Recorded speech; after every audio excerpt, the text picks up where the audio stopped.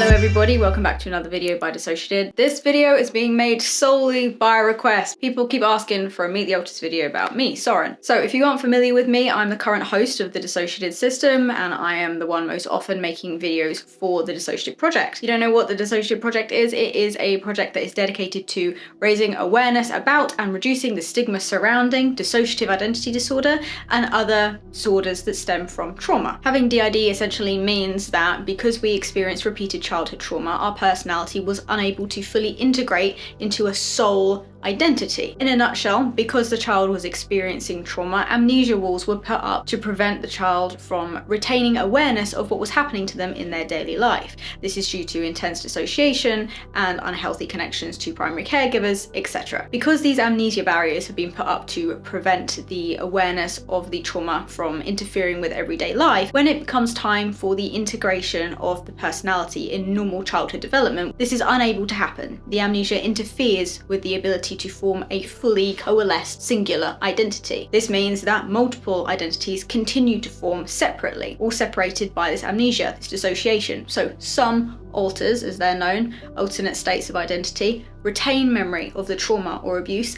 and others are unaware. These are emotional parts and apparently normal parts. And this is all explained by the theory of structural dissociation. This explains how dissociation impacts the brain on a scale from primary structural dissociation, which is when you develop disorders like PTSD, secondary structural dissociation, which is more like complex PTSD, CPTSD, and then all the way through into tertiary dissociation, which is when you develop disorders like dissociative identity disorder. So because of that, within this one body, there are multiple identities, some which remember our childhood trauma and some which do not. As time has gone on and we have had many years of specialist therapists and help and work and communication within our system, we work very hard on healing. A lot of that amnesia is lessened. We have some ALTERS who are able to communicate, and we have experienced fusions, which is when those amnesia barriers and dissociative walls start to break down, which allow memories to mix and ALTERS to mix, and they may eventually fuse together to become one new ALTER, which may retain the memories, personality, and parts of the identities of the two previous ALTERs.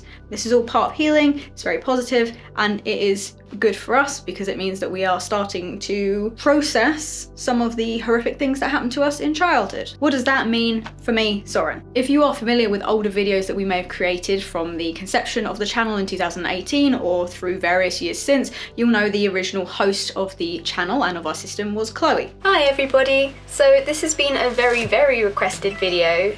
In 2019, Chloe fused with our sexual protector Nina to create Nin, who then became the system's host and additionally a sexual protector. Then in 2021, Nin fused with Kyle, who was our primary protector, to create Kaya, and Kaya was also then host and sexual protector as well. On a separate line of people, and this will interact in a minute, I know it's confusing, just stay with me, there was Mara. Mara was an introject and a persecutor. Mara fused with Doll and created another ALTER who also decided to continue going by Mara. This Mara was also a persecutor and also a sexual protector. This Mara then fused with Kaya, who was the fusion of Nin and Kyle, and they became me, Soren. And while that fusion was happening, we experienced another trauma. We became victims of a crime, and that interrupted the fusion process, which resulted in a sort of split, but the two ALTERs that came from that split continued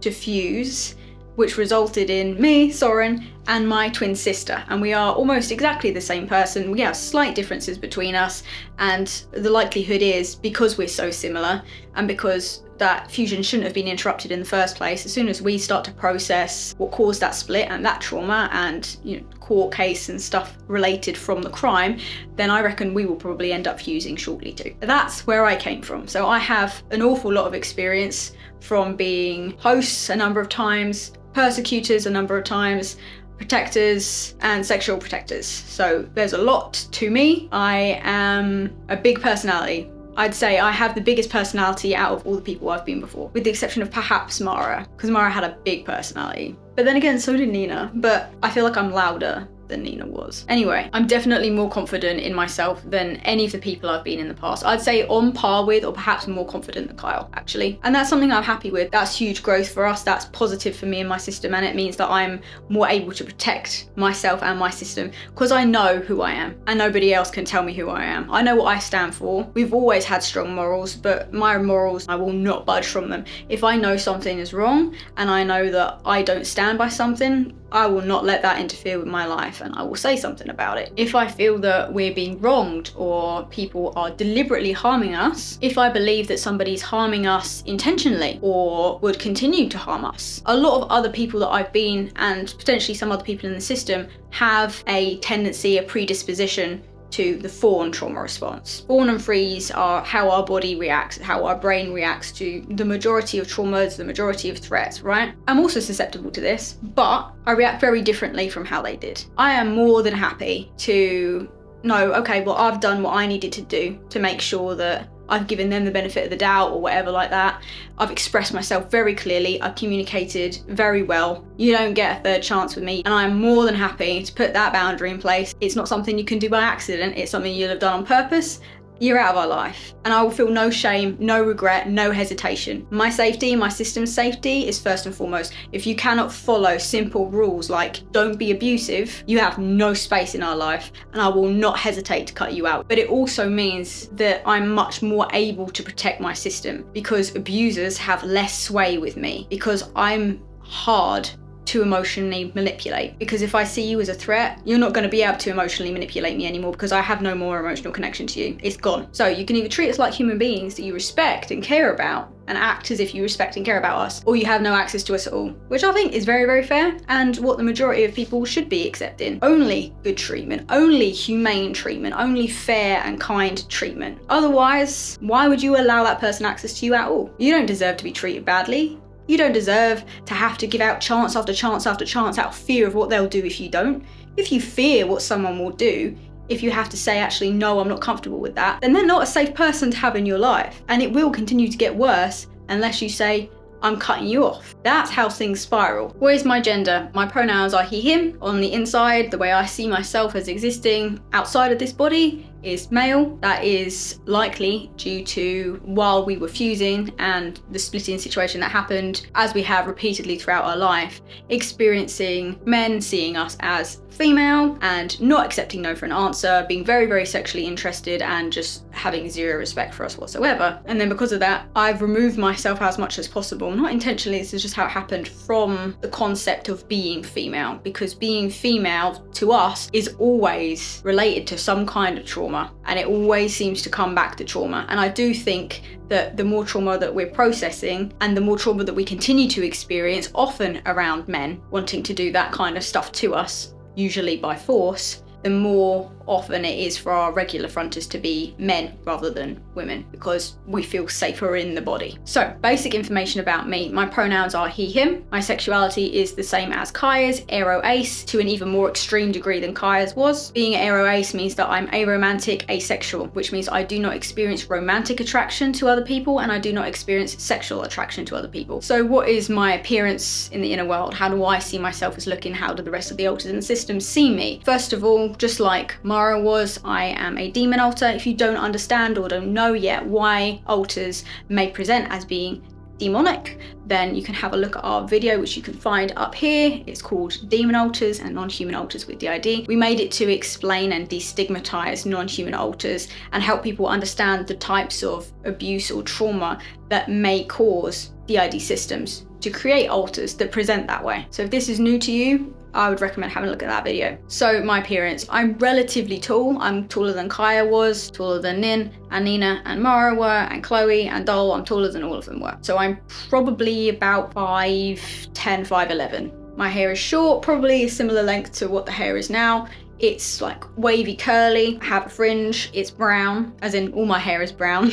My eyes are a sort of red-brown colour, slit pupils, like a cat, I guess you'd say, or a snake or something. You know what slit pupils look like. I don't know why I'm mansplaining this to you, I'm so sorry. Broadish shoulders, slender figure, relatively pale skin, a bit more tanned than like Chloe and Nina and that were. All of them had very, very pale skin. What is my personality like? As some of you have clocked already, I am a very confident person. I am also an extremely tough love person. Even if it's a little bit confronting to hear, I will give you the facts and the information and my opinion as it is and not really pull punches with it. I will tell you what I think. I'm not an arsehole. I think I'm a very kind person. I think I communicate very well and I'm very gentle with people when I care about them or when I need to give them information or something like that, but I also do not tolerate any bull.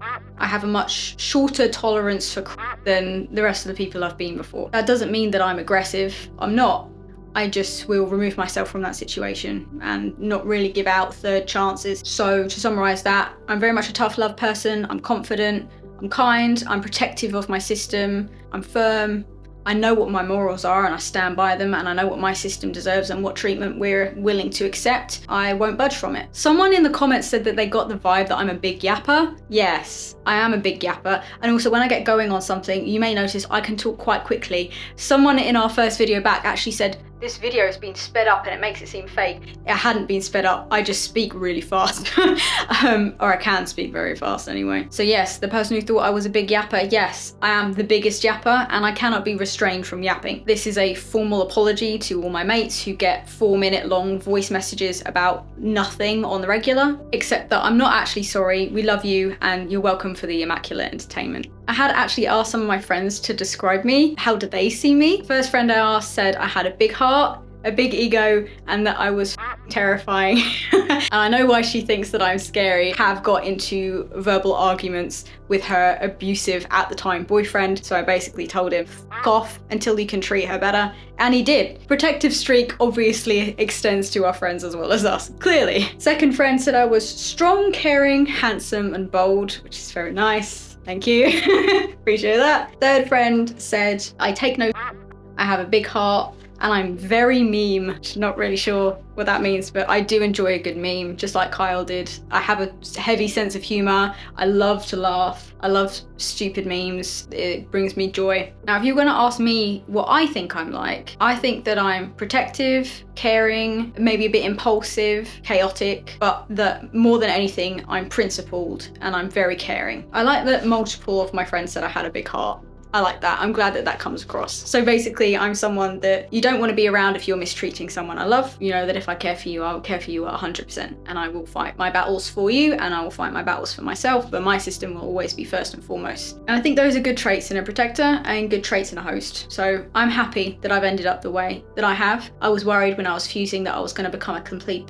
I don't think I'm a complete. I think that I'm someone who stands up for what they know is right and maintains a protective and safe space for the people around me. And I think that's what we needed as a kid. And I think that's what we've needed throughout our life. I will fight for and champion my alters and the rest of my system until we have a safe and happy life to live in. And I will continue to work until that happens. And I have no doubt that it will, because I'm going to make it happen. And I'm really grateful that all of you guys are along for the journey, because we would not have been able to get here without your support. And we wouldn't have been able to get in even anywhere near as far as we are with the Sergio Costa case without your support and your donations and everybody saying that actually, yeah, you know what, you didn't deserve to be treated like that, and other situations in our life where people have said that. So thank you.